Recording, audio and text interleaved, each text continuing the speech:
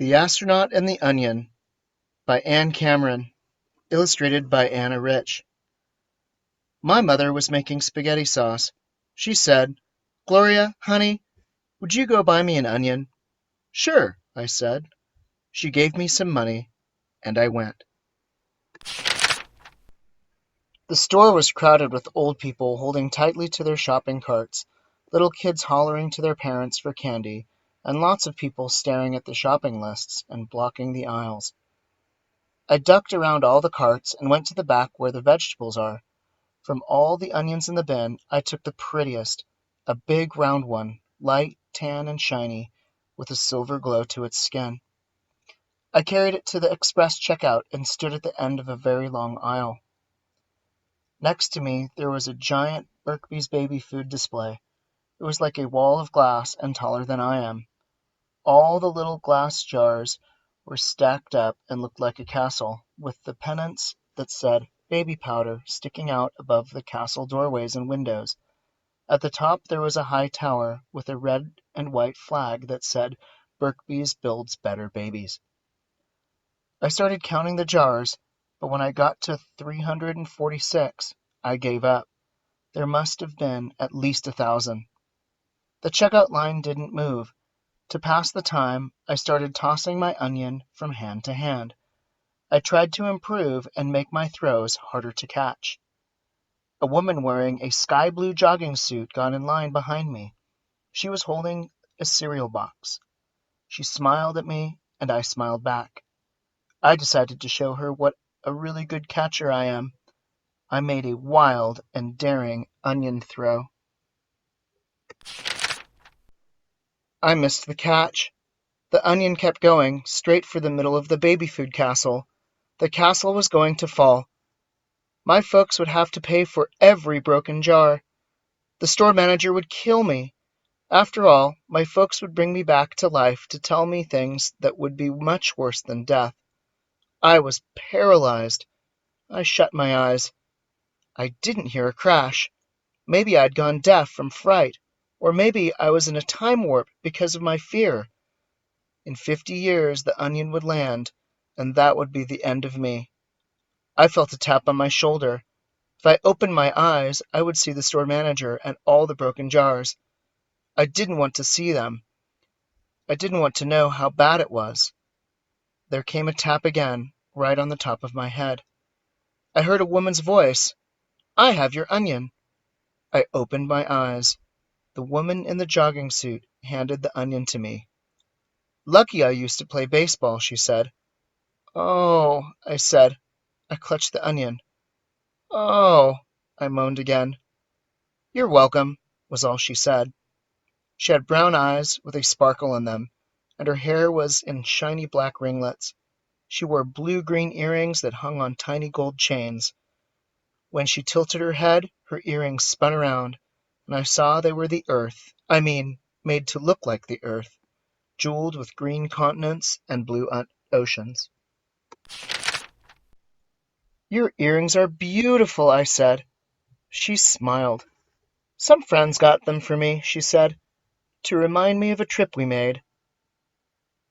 When she said trip, her face started to look familiar, but I didn't know why. Then I remembered. "I've seen you," I said. "I saw you on TV." She smiled. "Could be." "And you come from right here in town, but you don't live here anymore," I said. "That's right," she said. "And aren't you Dr. Grace Street, the astronaut?" She tilted her head, and the little earths on both her ears spun around. "That's me," she said. I was amazed, because I never thought I would meet a famous person in my life. And yet one was right beside me in the supermarket, and I, myself, Gloria Jones, was talking to her, all because of my onion throw. "We learned about the space station in school last year," I said. "You were up there orbiting the Earth." "My team and I were there," Dr. Street said. "What is space like?" "You know," she said. "How could I know?" I said. "We're always in space," Dr. Street said. "We're in space right now." "Yes," I said. "But what was it like out there where you went? Out there must seem different." Do you really want to know? She asked. And I said yes. The most awesome part was when we had to fix things on the outside of the station. We got our jobs done and floated in our spacesuits, staring out into the universe. There were zillions of stars, and space, deep and black, but it didn't seem exactly empty. It seemed to be calling us to go on an endless journey, and that was very scary. So we turned and looked at Earth. We were 200 miles above it. We saw enormous swirls of clouds and the glow of snowfields at the poles. We saw water like a giant blue cradle for the land. One big ocean, not oceans. The Earth isn't really chopped up into countries either. Up there, you see it as one great, big, powerful, living being that knows a lot more than we do. What does it know? I asked. It knows how to be Earth, Dr. Street said, and that's a lot. I tried to imagine everything she had seen. It gave me a shiver. I wish I could see what you saw, I said. I'd like to be an astronaut. Of course, probably I couldn't. Dr. Street frowned. Why do you say probably I couldn't? Practically nobody gets to do that, I said. You might be one of the people who do, she said, but you'll never do anything you want to do if you keep saying probably I couldn't. But maybe I can't, I protested. I looked down at my onion. I didn't think a very poor onion thrower had a chance to be an astronaut. Dr. Street looked at my onion, too. It was a good throw, just a bad catch, she said. Anyhow, saying, maybe I can't is different. It's okay. It's realistic. Even I can't can be a good, sensible thing to say. It makes life simpler. When you really know you can't do one thing, that leaves you time to try some of the rest. But when you don't even know what you can do, telling yourself, probably I couldn't, will stop you before you even start. It's paralyzing. You don't want to be paralyzed, do you? I just was paralyzed, I said. A minute ago, when I threw my onion, I didn't enjoy it one bit. If you don't want to be paralyzed, Dr. Street said, be careful what you tell yourself, because whatever you tell yourself, you're very likely to believe. I thought about what she said.